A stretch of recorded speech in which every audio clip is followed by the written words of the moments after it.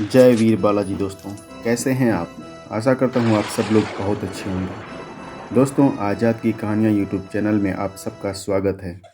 यहां पर मैं भूत प्रेत से संबंधित डरावनी कहानियां सुनाता रहता हूं। अगर आप भी ऐसी कहानियां सुनना पसंद करते हैं तो प्लीज़ हमारे चैनल को सब्सक्राइब करना न भूलें।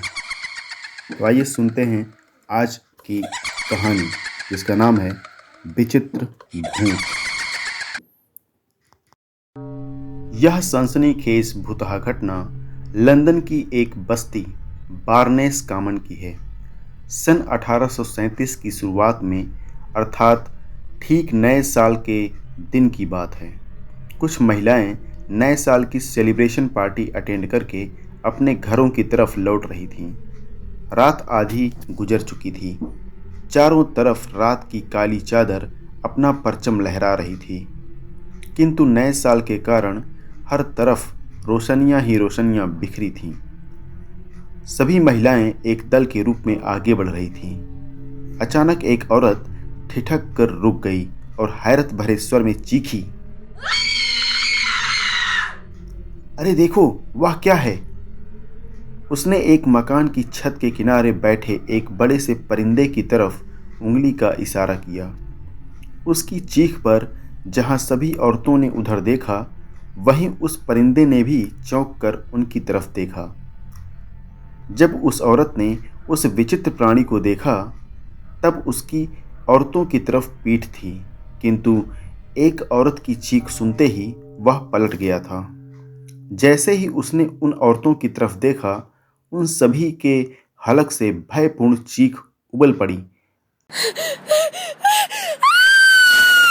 चीखने के साथ ही सभी जड़वत सी हो गई। सभी की कगार तक फटी आंखें जैसे उस अजीब प्राणी पर चिपक सी गई थीं। किसी में इतना साहस भी न बचा था कि वह अपने स्थान से हिल भी पाती।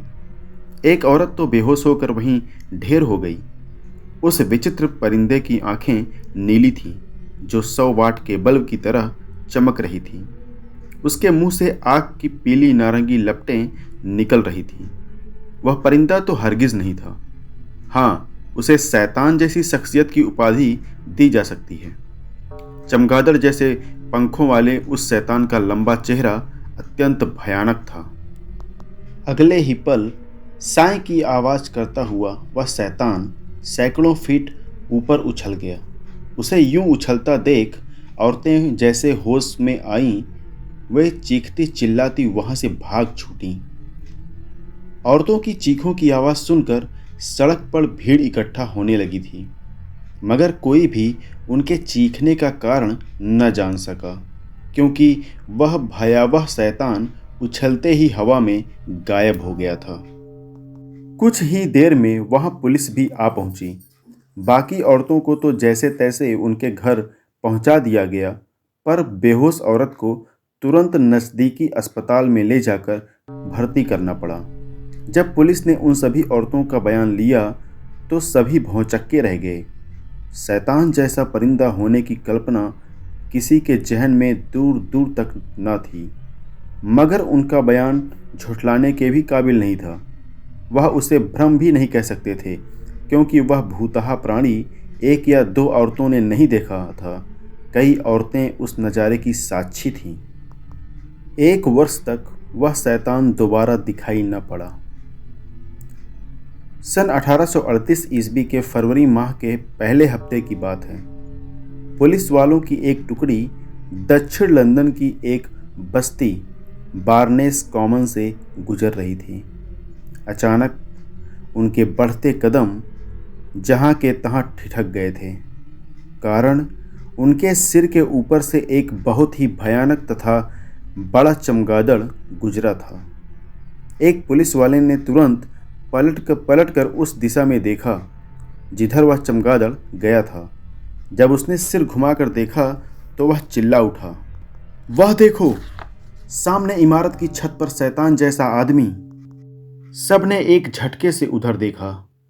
सचमुच वह शैतान ही लग रहा था। उसकी आंखों से नीले रंग की रोशनी और मुंह से पीली नारंगी लपटें निकल रही थीं। उसे देखकर पुलिस दल चौंका साथ ही बौखला भी उठा था कि आखिर यह क्या बला है और इससे कैसे निपटा जाए।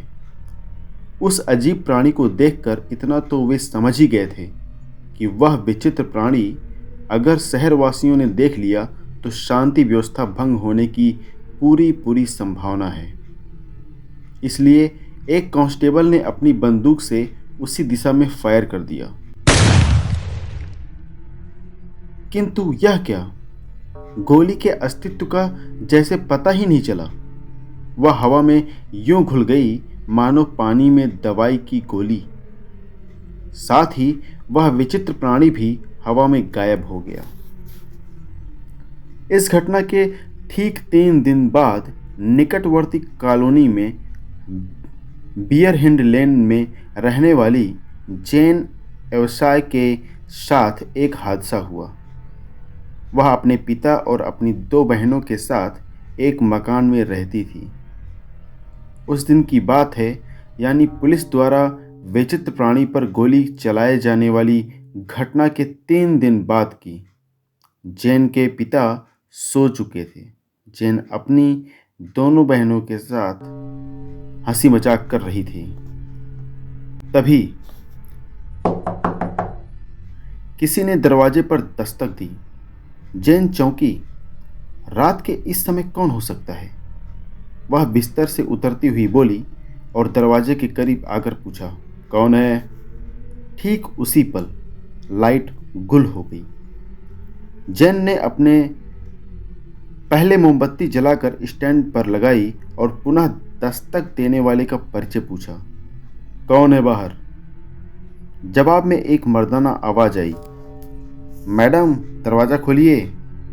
मैं एक पुलिस अधिकारी हूँ, डरने की कोई ज़रूरत नहीं है, मुझे आपकी मदद की आवश्यकता है। जेन ने दरवाज़ा खोल दिया। दरवाजे पर पुलिस की वर्दी में एक व्यक्ति खड़ा था। मोमबत्ती के दरवाजे पर पड़ते प्रकाश में जेन केवल इतनी ही देख पाई। उसका चेहरा अंधेरे की ओट में था, जिस कारण वह आगंतुक का चेहरा न देख सकी। कहिए, जेन ने कहा। वह व्यक्ति बोला, हम लोगों ने बाहर गली में एक शैतान जैसे व्यक्ति को पकड़ा है, जिससे 3 दिन पूर्व पुलिस वालों की मुठभेड़ हो गई थी। मेहरबानी करके मोमबत्ती ले आइए। आप रुकिए, मैं अभी आती हूँ। जेन ने सुरक्षा की दृष्टि से दरवाजे बंद किए और भीतर जाकर मोमबत्ती ले आई। उसने दरवाज़ा खोलकर उस आगंतुक पुलिस वाले को मोमबत्ती देनी चाहिए तो वह हैरान रह गई। वहाँ कोई नहीं था। वह हैरान परेशान सी दरवाजे से बाहर झांक रही थी। तभी अचानक मकान के पास ऊंची दीवार से एक विशालकाय परिंदे जैसा प्राणी जेन पर झपट पड़ा। जेन के हलक से खौफजदा चीख उबल पड़ी। उस परिंदे ने जेन को दबोच लिया। परिंदे की पकड़ इतनी मजबूत थी कि जेन को अपना दम घुटता महसूस होने लगा। वह पुनः जोर से चीखी। उसकी चीख दूर दूर तक गूंज रही थी, जिससे मोहल्ले के लोग भी चौंक कर बाहर की तरफ झपटे। जेन के पिता की भी नींद खुल गई। वह और जेन की दोनों बहनें भागते हुए दरवाजे पर आईं। वहां का खौफनाक दृश्य देखकर उनका खून जम गया। एक नीली रोशन आंखों वाला परिंदे जैसा मानव जेन को दबोचे था। उसके मुंह से आग की लपटें निकल रही थीं। गनीमत यह थी कि जेन उसके सीने तक आ रही थी, अन्यथा उसका चेहरा आग की लपटों से झुलस जाता। जेन के पिता समझ गए कि यह वही शैतान है जिसने दक्षिणी लंदन में आतंक फैलाया हुआ है। वह चीखते हुए उसकी तरफ झपटे, मेरी बेटी को छोड़ दे शैतान। अगले ही पल वह शैतान देखते ही देखते गायब हो गया। जेन बेहोश होकर जमीन पर गिर पड़ी। उसके जिस्म पर व्यवस्थित कपड़े चिथड़ों में बदल गए थे। जिस्म पर खरोंचों के ताजे जख्म थे। उसके फटे हुए कपड़ों की परवाह न करते हुए जेन के पिता ने जेन को तुरंत अस्पताल पहुंचाया। जैन को पूरी तरह अपने होश में आने में पूरा 1 सप्ताह लगा। जब जैन चलने फिरने लायक हो गई, तब उस हादसे की जांच करने वाले अधिकारियों ने जैन से हादसे का सविस्तार वर्णन पूछा। जवाब में जैन ने जो कुछ बताया, वह सब अधिकारी अपने मातहत पुलिस वालों के मुंह से पहले ही भी सुन चुके थे। मुंह से आग उगलने वाले, नीली आंखों वाले और परिंदे की तरह झपट्टा मारने वाले उस शैतान का ब्रिटिश वासियों ने नामकरण किया। अब उस शैतान को उछलने वाला भूत जैक कहा जाने लगा। सन 1850 से सन 1860 के दौरान जैक को ब्रिटेन के हर भाग में देखा गया। उसके दिखने का वक्त शाम के 7 बजे से आधी रात के बीच का होता था। विशेष रूप से ज़्यादातर जैक मिडलैंड्स क्षेत्र में देखा जाता था। उन्हीं दिनों की बात है, लंदन में एक समृद्ध मांस विक्रेता मैटकॉफ रहते थे। उसकी 2 बेटियां थीं, एक 18 वर्षीय लूसी, दूसरी लूसी से 2-3 वर्ष छोटी थी। एक शाम लूसी अपनी छोटी बहन के साथ ग्रीन ड्रैगन स्ट्रीट से गुजर रही थी। दोनों बहनें बहुत खुश थीं और आपस में बातें करती हुई हंस रही थीं। अचानक लूसी के हलक से हृदय विदारक चीख उबल पड़ी। उस पर किसी चमगादड़ जैसे मनुष्य ने झपट्टा मारा था, किंतु उसके हलक से निकली पीड़ापूर्ण चीख झपट्टा मारने के कारण नहीं निकली थी। झपट्टा लगने से वह मात्र भयभीत हुई थी, क्योंकि वह अकस्मात ही सामने आ गया था, मानो हवा में से उत्पन्न हुआ हो। लूसी ने जैक के बारे में काफ़ी कुछ पढ़ा और सुना था। अपने सामने चमगादड़ जैसी मनो आकृति को देखकर वह तत्काल समझ गई थी कि मुंह से आग उगलने वाला वह विचित्र प्राणी जैक है। उसके मुंह से निकलने वाली चीख का कारण था जैक के मुंह से निकलती आग की लपटें, जो लूसी के चेहरे से टकराई थीं। उसका चेहरा पल भर में ही झुलस गया था और आंखें सदा के लिए रोशनी विहीन हो गई थीं। लूसी बेहोश होकर गिर गई।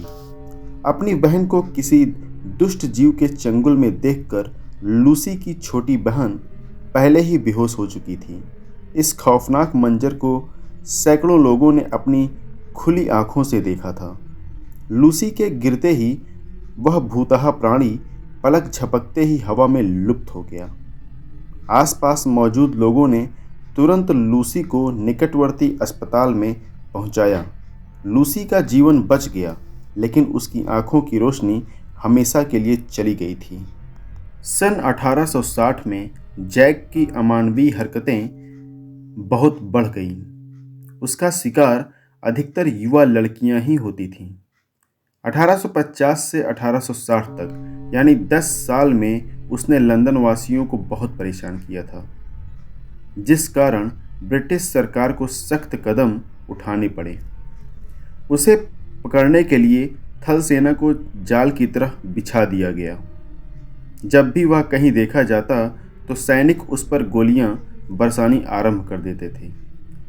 मगर आश्चर्य, गोलियां उसके जिस्म के आर पार हो जाती थीं और वह उसी पल गायब हो जाता था। कुल मिलाकर उसे पकड़ पाना कठिन था, किंतु उसे नुकसान पहुंचाना तो नामुमकिन था। जैक पर किसी भी हथियार या गोला बारूद का असर नहीं होता था। सैनिक उसके पीछे दौड़ दौड़ कर थक चुके थे। सन 1877 में उसे कम से कम 50 बार अलग अलग स्थानों पर सैनिकों ने अपनी गोलियों का निशाना बनाया, मगर हर बार हमेशा की तरह गोलियां उस पर निष्प्रभावित रहती। लिंकनशायर में जब जैक को एक इमारत पर खड़े देखा गया तो सैनिकों ने उस पर अंधाधुंध फायरिंग करनी आरंभ कर दी। उसका तो कुछ नहीं बिगड़ा, मगर गोलियों ने इमारत में जगह जगह छेद कर दिए। युवतियों को सताने वाले भूत ने जब सैनिकों की आक्रामक अवस्था देखी तो वह भी आक्रामक हो उठा। अब वह सैनिकों को भी अपना निशाना बनाने लगा था। होता यह कि जब वह किसी स्थान पर देखा जाता और वहां मौजूद सैनिक उस पर गोलियों की बौछार करते तो वह तुरंत गायब हो जाता और अचानक ही किसी सैनिक के निकट प्रकट होकर अपने बर्फीले पंजों का उसके मुंह पर जोरदार प्रहार करता था। सैकड़ों की तादाद में सैनिक उस भूताह प्राणी के बर्फीले पंजों से घायल हुए थे। सैनिकों ने अपने इन दहशतनाक अनुभवों से अपने अधिकारियों को भी अवगत कराया था, मगर कोई कुछ न कर सका। सन 1904 में जैक अंतिम बार लिवरपूल के एवर्टन कस्बे में देखा गया। उस समय वह मकानों की छतों से नीचे ज़मीन पर और वहां से दूसरे मकानों की छतों पर छलांगें लगा रहा था। अचानक वह गायब हो गया। तब से आज तक वह कहीं भी नहीं देखा गया।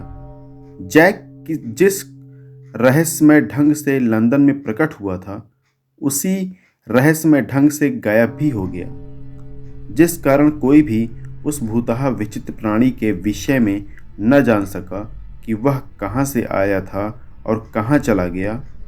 वह कौन था? यह राज आज भी रहस्य है। तो दोस्तों, कहानी आपको कैसी लगी?